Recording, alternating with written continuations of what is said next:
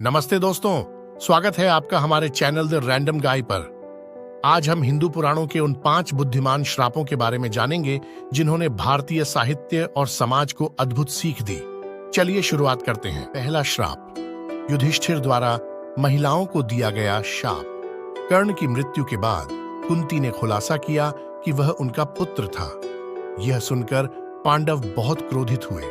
सबसे बड़े पांडव युधिष्ठिर को बहुत दुख हुआ। कर्ण उनके ही भाई थे और वह सबसे बड़े पांडव के रूप में सम्मान और आदर के पात्र थे। इससे वह बहुत विचलित हुए और उन्होंने अपनी माता कुंती को इतने समय तक यह रहस्य छिपाए रखने के लिए शाप दिया। इतना ही नहीं, उन्होंने सभी महिलाओं को शाप दिया कि वे आगे से कोई भी रहस्य नहीं छिपा पाएंगी। कई लोग मानते हैं कि यह शाप आज भी जारी है। दूसरा श्राप, श्रृंगी द्वारा राजा परीक्षित का शाप। श्रृंगी ऋषि ने राजा परीक्षित को 7 दिनों के भीतर मरने का शाप दे दिया।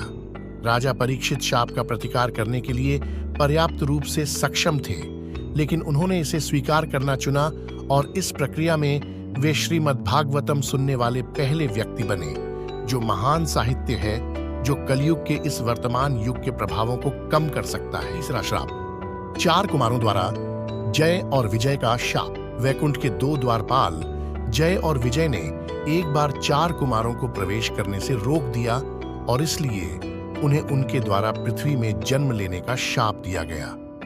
उन्हें 2 विकल्प दिए गए, भक्त बने और 7 जन्मों में वापस आए, लेकिन अगर वे असुर बनना चाहते हैं तो केवल 3 में वापस आए। और ठीक यही उन्होंने चुना।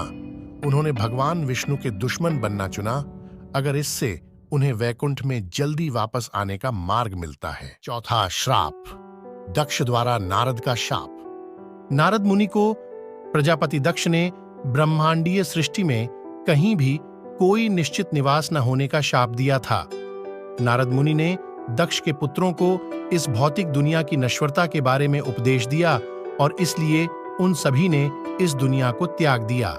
जब उनके क्रोधित पिता ने नारद को शाप दिया तो उन्होंने खुशी खुशी शाप स्वीकार कर लिया और इस प्रकार इसका उपयोग हर जगह जाकर सनातन धर्म का प्रचार करने के लिए करते हैं। 5वां श्राप, नल नील का शाप। नल और नील रामेश्वरम और श्रीलंका के बीच राम सेतु के निर्माता थे।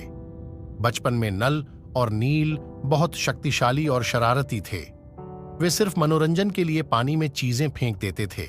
एक तपस्वी ऋषि को पानी में फेंकने के बाद उन्हें यह श्राप मिला कि उनके द्वारा फेंकी गई कोई भी चीज पानी में नहीं डूबेगी। इस श्राप के बिना वानर सेना का महासागर को पार करना असंभव था। ये थे हिंदू पुराणों में बताए गए 5 सबसे बुद्धिमान शाप। इन कथाओं में छिपी हैं गहरी सीखें और ब्रह्मांडिक ज्ञान। आपको ये वीडियो कैसा लगा, कृपया हमें बताएं और अगले वीडियो तक ज्ञान बढ़ाते रहें। धन्यवाद।